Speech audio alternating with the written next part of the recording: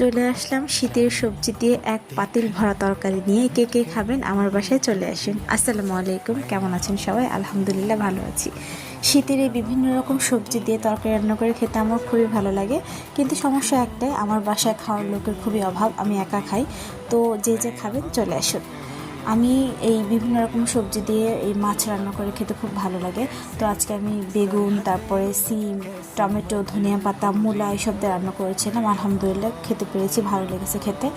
আসলে ধনিয়া পাতাটা আমি আগে খেতে পারতাম না।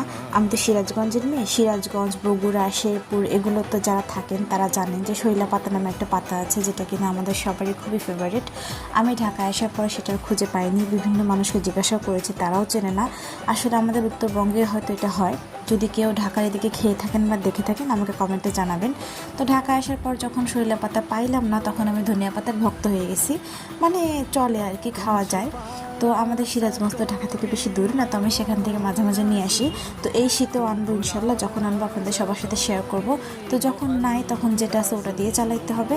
তাই আমি ধনিয়া পাতা দিয়ে রান্না করে ফেলছিলাম, সেটা খেতেও ভালো লেগেছে।